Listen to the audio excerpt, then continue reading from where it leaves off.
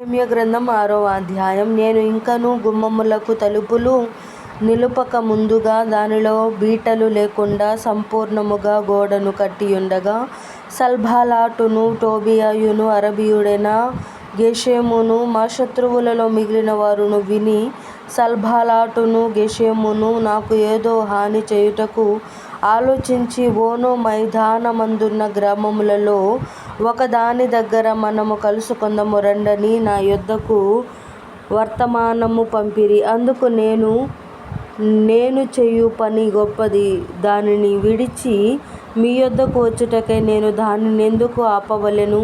నేను రాలేనని చెప్పుటకు దూతలను పంపితిని. వారు అలాగున 4 మారులు నా యొద్దకు వర్తమానము పంపగా ఆ ప్రకారమే నేను మరలా ప్రత్యుత్తరం ఇచ్చితిని. అంతటా 5వ మారు సన్బల్లటు తన పనివాని ద్వారా విప్పియున్న ఒక పత్రికను నా యొద్దకు పంపెను. అందులో వారిపైన రాజుగా ఉండవలెనని నీవు ప్రాకారమును కట్టుచున్నావనియూ, ఈ హేతువు చేతనే నీవును యూదులను రాజు మీద తిరుగుబాటు చేయునట్లుగా నీవు ఆలోచించుచున్నావనియూ, యూదులకు రాజుగా ఉన్నవాడని నిన్ను గూర్చి ప్రకటన చేయుటకు యెరూషలేములో ప్రవక్తలను నీవు నియమించితివనియూ మొదలగు మాటలును, రాజునకు ఈ సంగతులు తెలియునగుననియూ మొదలగు మాటలును అందునిమిత్తము ఇప్పుడు మనము యోచన చేసెదము రండనియూ, ఈ సంగతి అన్యజనుల వదంతి అనియూ దానిని గెషెము చెప్పుచున్నాడనియూ వ్రాయబడెను. ఈ పని చేయలేకుండా మేమశక్తులమగుదుమనుకుని వారందరూ మమ్మను బెదిరింపజూచిరి గాని, నేను ఇటువంటి కార్యములను మేమెంత మాత్రమును చేయువారము కాము. వీటిని నీ మనస్సులో నుండి నీవు కల్పించుకొంటివని అతని యొద్దకు నేను వర్తమానము పంపితిని. దేవా, ఇప్పుడు నా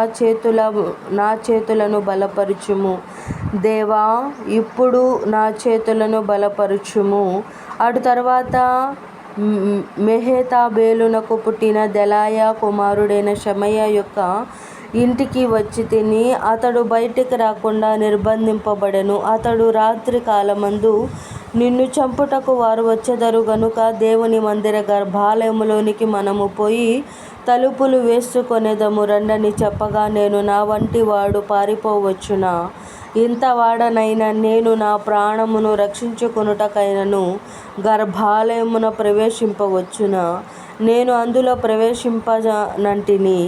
అప్పుడు దేవుడు అతన్ని పంపలేదనియూ, టోబీయును సన్బల్లటును అతనికి లంచమిచ్చినందున నా నిమిత్తమై ఈ ప్రకటన చేశాననియూ తేటగా కనుగొంటిని. ఇందువలన నాకు భయము పుట్టగా, నేను అతడు చెప్పినట్లు చేసి పాపంలో పడుదునని అనుకొని, నా మీద నింద మోపునట్లుగా నన్ను గూర్చి చెడు వార్త పుట్టించుటకు వారతనికి లంచమిచ్చియుండిరి. నా దేవా, వారి క్రియలను బట్టి టోబీయును సన్బల్లటును నన్ను భయపెట్టవలెనని కనిపెట్టియున్న ప్రవక్తలను నోదవ్య అను ప్రవక్త్రిని జ్ఞాపకము చేసుకొనుము. ఈ ప్రకారముగా ఏలూలు మాసము 25వ దినమందు, అనగా 52 దినములకు ప్రాకారమును కట్టుట సమాప్తమాయెను. అయితే మా శత్రువులు ఈ సంగతి వినినప్పుడు, మా చుట్టూ నుండు అన్య జనులందరూ జరిగిన పని చూచినప్పుడు వారు బహుగా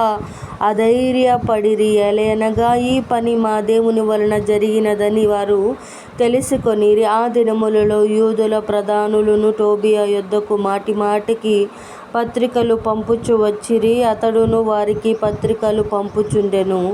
అతడు అరూహు కుమారుడైన షెకన్యాకు అల్లుడు.